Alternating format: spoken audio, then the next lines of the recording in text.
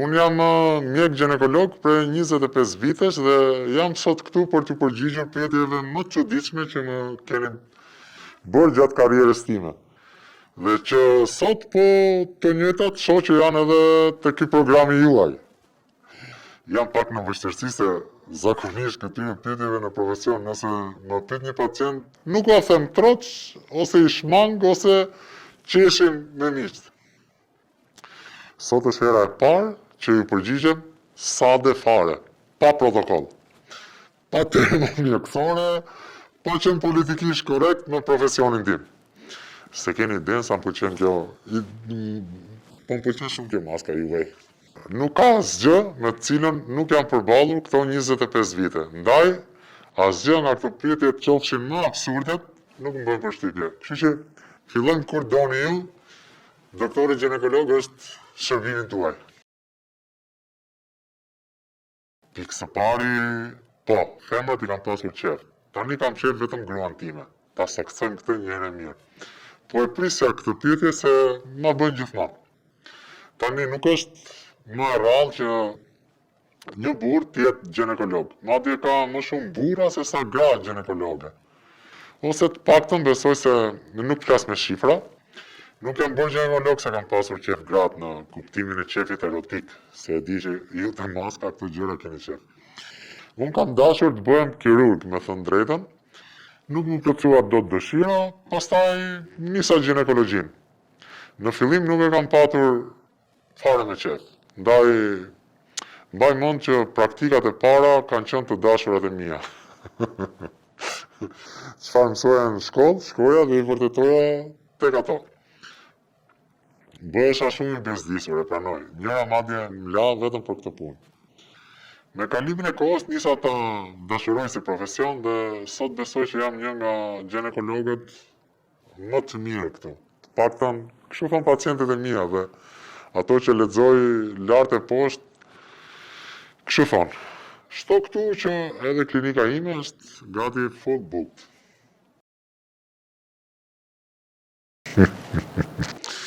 Po vjen keq t'i zgjonjoj, por po, i prek.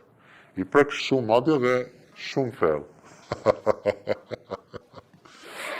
Çfarë pyetje ishte kjo, aman? Sigurisht i prek, pse si pretendon që i vizitoj gratë, duke i parë thellë në sy? Po besoj që kjo është një pyetje që ka një nënkuptim tjetër. I prek në kuptimin seksual, do të thuash, se e di që ju për këto vuani. Përgjigjja ime është ja.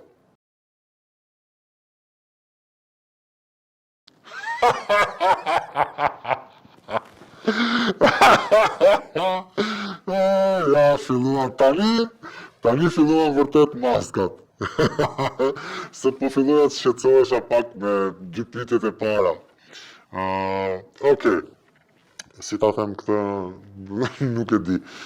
Ke gjetur ndonjë send, objekt brenda vaginës së grave? Në klinik, jo. Se sa të vinë tek unë, krejnë orar, nuk ka kohë. Por në spital, këtë e them seriozisht, po bëjmë seriozisht. Por në spital po, jo një herë, po me thënë drejtën shumë herë. Një adoleshente në ka ardhur me urgjencë, e solli mamaja sepse kishte gjakderdhje. Më folën për të hedhur një sy në urgjencë sepse infermierja më njoftoi se dyshonte që kishte diçka aty brenda. Shkova dhe ç'të shoh. Domethënë, lemeri, lapsa. Po, kishte 3 lapsa aty brenda me majtë pret. I përdorte për të kënaqur veten. Mu lutë mu përgjërua që mos t'ja tregoja prindërve, por ajo ishte adoleshente dhe unë me patjetër duhet i njoftoja prindrit. Por kur e pyeta pse, ajo tha se e kishte bërë edhe herë tjetër. Dhe i kishte nxjerrë kollaj, por vetë se kësaj here që nuk i kishte kapur dot. Shumë problem. Të tjera pastaj ka patur plot. Topa me lek, topa me lëndë narkotike, një shishe e thyer në vaginë, dhe ky ka qenë rasti më ekstrem me sa mbaj mend, sepse cifrat kishin hyrë edhe brenda. Pastaj ajo kategoria e njerëzve që eksperimentojnë, luajnë me partner dhe loja mund bëhet e rrezikshme sepse përveç sendeve ka shumë dëmtime. Vajza që vinë me çarje, me mafjosje e shumë të tjera. Nuk besoj se ndonjëra për tyre bën me vetdije, por për të qëndruar pyetjes, këto janë që më kanë bërë më shumë përshtypje, domethënë. Të tjera pastaj, se di, mund të mbeten gjëra që mund të mbeten aksidentalisht, jo për kënaqësi seksuale, ka. Si për shembull hurdha. Është njëra se kishte mbetur hurdha brenda. Se kishte thënë që nëse fuste hudhra brenda në vagin, ishte infeksionin apo tampon, janë shumë shpesh edhe këto. Ose prezervativ për shembull mund të ngecin brenda. Ka gjëra të tmerrshme që shoh. Edhe aq më shumë bindem sa mund të mbaj ajo shkreta atë brenda, domethënë se duhet ta kaloj pak më humor se realisht gjërat që sapo thash janë të tmerrshme. Nuk dua ta bëj kaq dark, domethënë sepse puna ime është më e bukur se sa kaq. Unë pres bebe që është gjëja më e bukur në botë, jetët e re që është një nga anët më të jashtëzakonshme të punës time. Shpresoj që të kemi ndonjë pyetje nga këto gjërat e bukura, domethënë sepse ju jeni vetëm për të nxjerrë gjërat e këqija.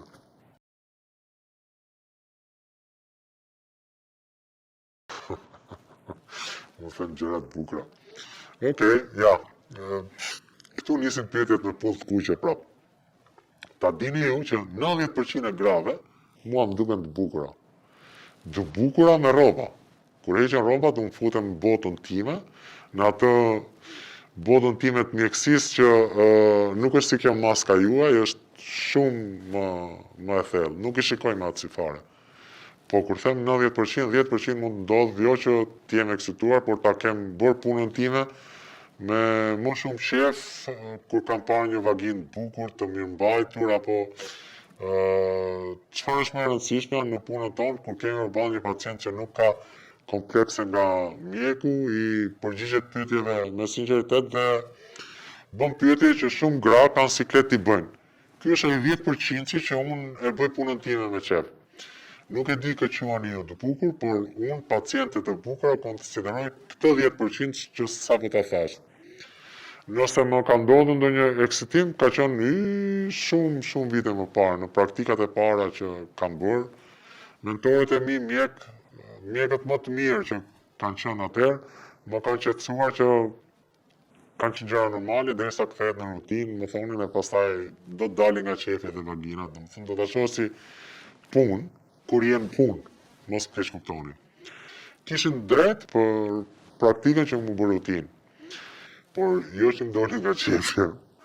Ndërsa, po ta mendoj, ka raste nga më të çuditshmet. Paciente që vinë me atë qëllim për të ngacmuar, për të bërë gjëra në klinik, nuk kanë rrezikuar kurrë. Kjo pyetja është bërë e famshme, besoj, a bën seks me pacienten? Do ma bëni këtë pyetje?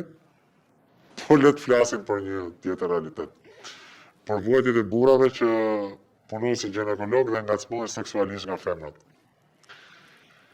Po, madje mua ka patur raste që kur njëra ishte në Kaluç, po bëja një konsult dhe ju e dini që pjesë e punës tonë e di që ju do ngacmoni tani, por pjesë e punës tonë është që të fusim gishtat dhe sendet tona të punës aty poshtë. Kjo nuk është tabu. Dhe asnjë gjë e panjohur, nëse një herë të vetme ke qenë në një klinikë ginekologjike, duhet ta kesh parasysh se për çfarë po flas. Njëra nisi të më fliste, a të pëlqen doktor? A të pëlqej unë? Se mua më pëlqen shumë. E mbylla vizitën aty, i thash ke ngatruar derë, vajzë, edhe ndil për jashtë.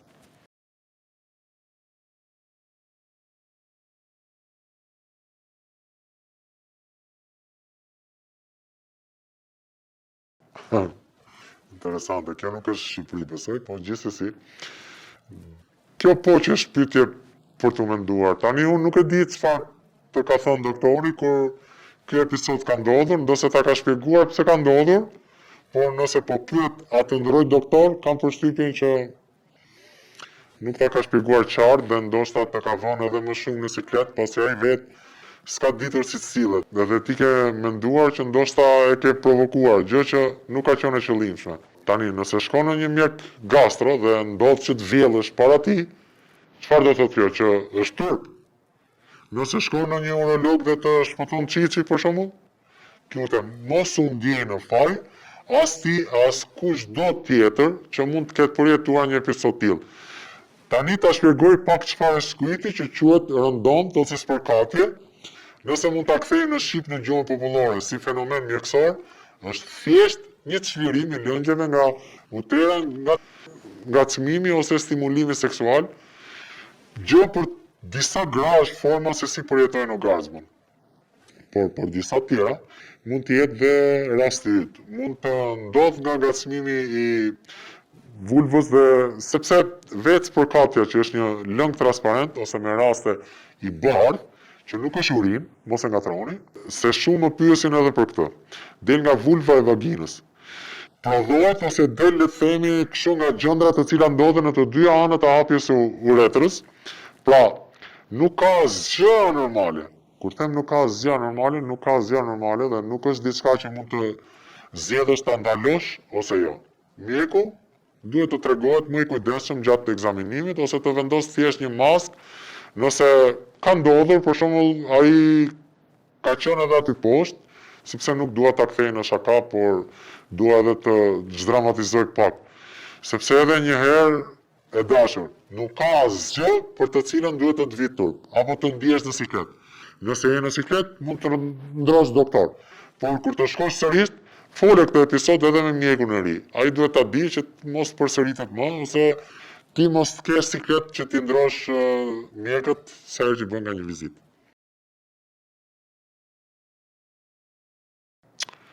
Edhe kjo më bëhet shpesh si pyetje. Më vjen mirë, të e them sinqerisht këtë, më vjen mirë që sot heqim disa mite e themi gjërat siç janë.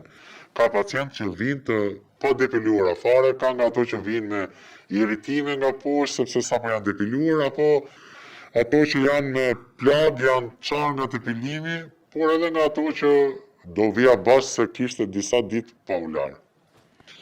Madje, kur e pyeta çfarë përdor për higjienën, më tha nuk depilohen. Që bën shumë mirë dhe do ta shpjegoj pak më vonë. Dhe dyta tha nuk e laj shpesh. Se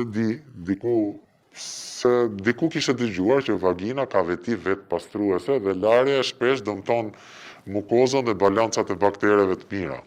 Ka një të vërtet, por jo të rini me ditë të tëra pa u larë, ju lutem tani. Është njësoj si thoni që po i lave shpesh dhëmbët më prishet smalti. Jo pra jo. Tani të kalojmë tek depilimi më mirë. E para besoj që higjiena është ajo që më shqetëson më shumë sepse bëhet jo e këndshme për të bërë ekzaminimin. Kur them higjiena, se rasti i kësaj që kishte me ditë dhe aty poshtë për pak do dilçin insekte, po them, me të qeshur, në thonjza. Nuk ka rëndësi fare nëse je apo jo e depiluar. Sa është e rëndësishme higjiena që siç ju thash më lart. Ne nuk e këshillojmë depilimin e shpeshtë, madje të ishte për ne mjekët nga ana mjekësore flas, është më mirë pa depiluar. Po ja shpjegoj pse.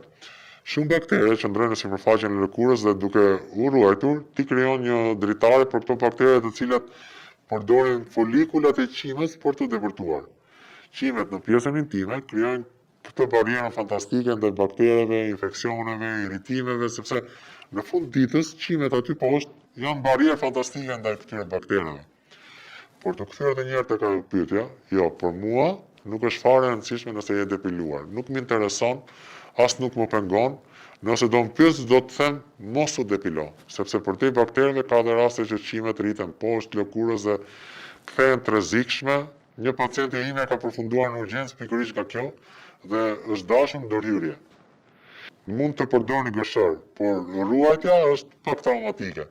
Nëse mundeni, shmangeni, nëse jo, nuk jeni as të parët dhe as të fundit, do thoja.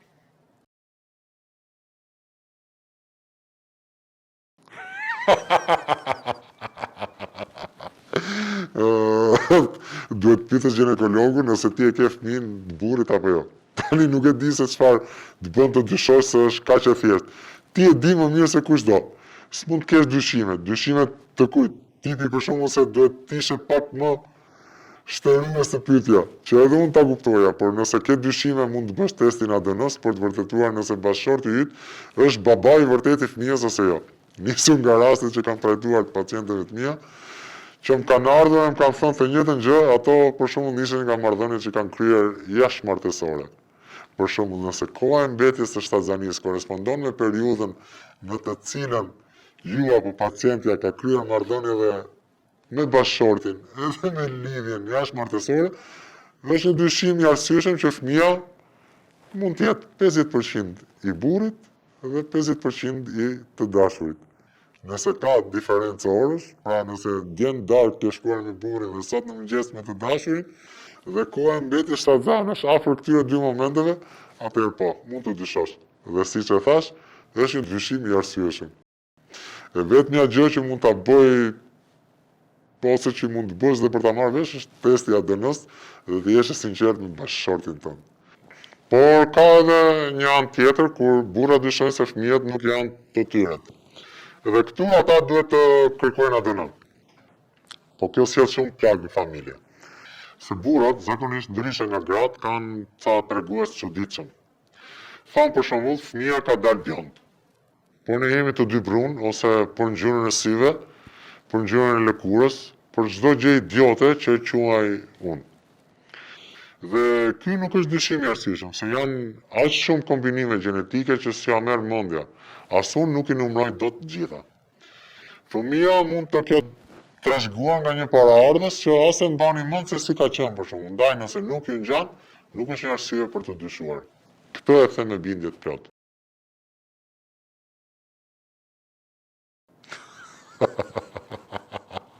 Seriozisht? Kjo është pyetja që ka ardhur këtu? Akoma kjo pyetje jemi në 2025 njerëz. Çfarë dreqin po ndodh me edukimin, me informacionin që merrni online? Ka aq shumë mënyra sot për të mësuar gjëra, për të informuar? Përgjigjja sigurisht është jo. As nëse gëlltisni spermën nuk mbetet shtatzan. Sepse edhe për këtë më pyesin, është kaq e thjeshtë? Jo. Por po ju them, thjesht dhe pastër. Një femër mbetet shtatzan vetëm kur shkon me një mashkull. Pra thon troç dhe sakt, mbetet shtatzan vetëm kur kryen marrëdhënia tradicionale nga para. Pa mbrojtje dhe kur partneri vjen brenda teje. Më shkoqur se kaq nuk besoj se ka. Kalonin në një pyetje tjetër.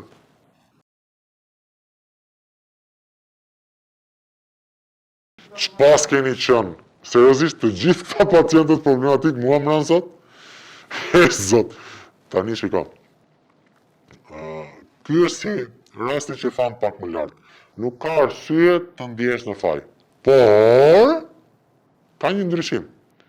Nëse kjo ndodh shpesh dhe ti vazhdon shkon tek i njëjti mjet, apo nuk e folur me të, më vjen keq e dashur vajzë, por më sa duket të pëlqen. Duhet të flasësh me mjekun tënd për këtë gjë. Është e thjeshtë se nuk do ri të ta shpjegoj pse ndodh qysh e tek se e thash më lart, ndaj më mirë fol me mjekun tënd.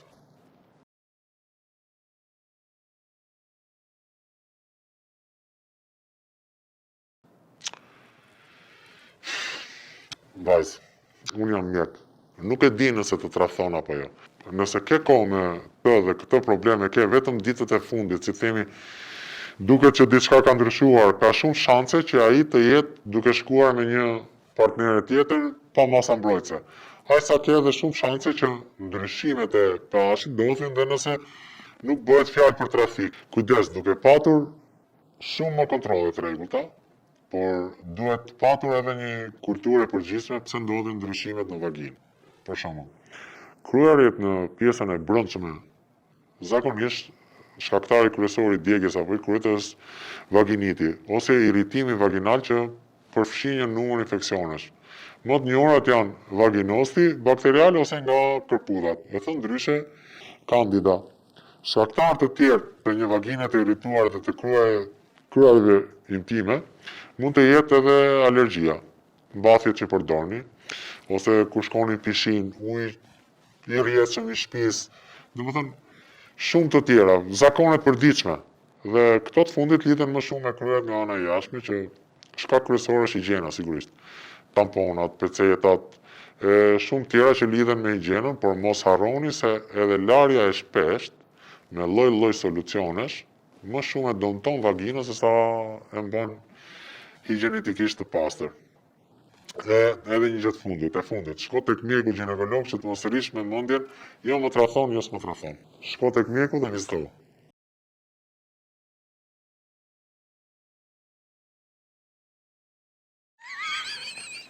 Pas fi them unë ti, nuk është pyetje për mua kjo. Qa them unë, mund të ndodh? Me sa duket po, por nuk është një problem ginekologjik, që mund të jap një këshill. Shpresoj që kolegja ime të vijoj të ruaj të njëjtat raporte me nënën e bebit dhe babain. Tjetër gjë i shkreti unë, ç'të them për këta? Duhet ndalim pak më gjatë nëse nuk e keni me bezdi. Se ka shumë keq kuptime edhe këtu. Njerëzit mendojnë se nëse bëjnë seks me mbrojtje, janë të sigurt nga sëmundjet seksualisht të transmetueshme. Ama kur vjen puna të kënaqësitë e tjera, siç është seksi oral, e bën pa mbrojtje. Më shumë sepse janë të bindur që nga goja nuk vjen edhe nuk merr gjë. Ose më keq akoma që sëmundjet seksualisht të transmetueshme vijnë vetëm nga marrëdhëniet klasike, pra themi penetrimi. Ka shumë infeksione që mund vinë edhe nga seksi oral. Ka disa faktorë mund të rrisin shanset e një personi për të infektuar si shëndeti i dobut oral, si prishja e dhëmbëve, sëmundjet e mishrave të dhëmbëve ose gjakderdhjen e mishrave të dhëmbëve. Mund të vijë nga plagët në gojë ose në organet gjenitale ose edhe nga sekrecionet nga organi gjenital. Shumica e njerëzve që bëjnë seks oral, bëjnë gjithashtu seks vaginal ose anal. Studimet tregojnë se rreziku i marrjes së HIV-it nga seksi oral, dhënia ose marrja, me një partner që ka infeksion është shumë më i ulët se rreziku i marrjes së HIV-it nga seksi anal ose vaginal. Kjo mund të mos jetë e vërtet për sëmundjet e tjera seksualisht të transmetueshme. Për shembull, shumë studime të burrave homoseksual me sifilis, 1 nga 5 raportuan se kishin bërë vetëm seks oral. Marrja e HIV-it nga seksi oral mund të jetë jashtëzakonisht e ulët, por është e vështirë të dihet rreziku i saktë. Mirë është të përdorni masa mbrojtëse ose nëse bëni pa masa mbrojtëse, mirë është të bëni kontrolle derisa të fitoni sigurinë dhe garancinë që partneri apo partnera juaj është fit seksualisht, pra është i shëndetshme.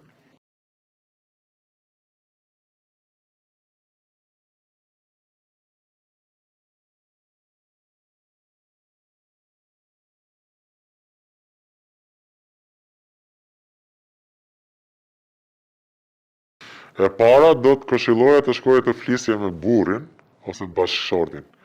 Por tradhin nuk të këshilloj dot sepse nuk është fusha ime. Dhe kush jam unë në fund ditës, por nga kjo që ke shkruar, kuptoj që ti ndjen kënaqësi me partnerët e tjerë përveç bashkëshortit, që mund të jetë edhe një nevojë, një adrenalinë. Emocioni ndryshe që shoqëron ata që marrin rreziqe dhe tradhtojnë. Pra adrenalina që shoqëron shpesh këto marrëdhënie mund të jetë një faktor, por këtë nuk e them me siguri sepse kjo është më shumë besoj një fushë psikologjike. Unë mund të flas vetëm në rastin pse nuk arrin dot orgazmën një paciente. Dhe ti je me fat se të paktën e përjeton, po unë kam pacient që nuk kam përjetuar kurrë orgazmën. Madje një paciente më hap dhe më tha që me çdo mashkull që kishte shkuar, shtirej sepse i vinte turp të tregonte që nuk arrinte dot orgazmën.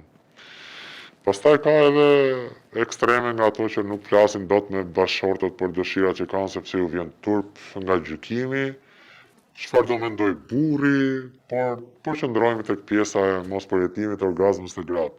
Unë si mjek nuk shikoj ndonjë problem që lidhet me fushën time.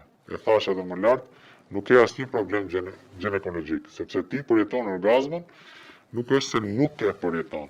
Ndoshta për masat e partnerit tjetër janë më të mëdha dhe arrin të kënaqen ose je më çlirët me të, ndaj ajo që do të këshilloja sërish, them, flisni me partnerët tuaj, tregojeni dhe ndoshta do të arrini të keni një jetë të shëndetshme seksuale. Ndajeni me bashkëshortët të gjithë imagjinatën tuaj seksuale.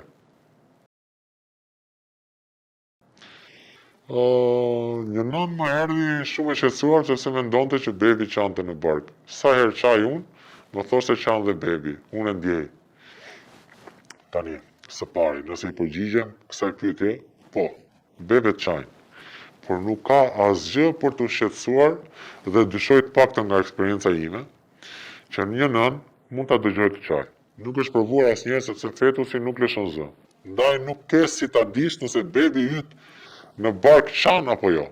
Ajo që bën një fetus është që të bëj imitime të frymarrje, shpërhije fytyre, lëvizje muskujsh që për ne mjekët mund të shihen si ekspresioni së qarës, por nuk është se qajnë. Nuk e di sa mund të më kuptoni me këto. Pastaj bebet qajnë. Nuk ka asgjë për të shqetësuar. Tjetra pastaj mirë është që nënat mos të qajnë, sepse fetusi ndjen çdo gjë. Më falni. Edhe pse nuk e percepton si ne, por mirë është që nënat ta përjetojnë stazanin në formën më të bukur, pa stres. Ka studime që thonë se nëse një nën është e mërzitur, të njëjtën gjë përjeton edhe bebi, apo se nëse një nën qanë, të njëjtën ndjesi merr dhe fetusi. Ndaj, jetojeni këtë periudhë, nëse jeni në pritje të një fëmije, jetojeni siç ajo është periudha më e bukur dhe vërtet është një periudhë që duhet ta përjetoni bukur. Në këto pyetje unë mirë dhe kaq, domethënë, po mund të ishni ato të para dhe të lini këto të fundit.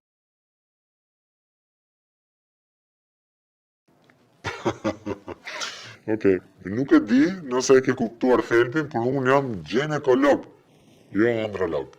Edhe pse sigurisht ne kemi njohuri, por nuk dua të futem në specialitetin e dikujt tjetër.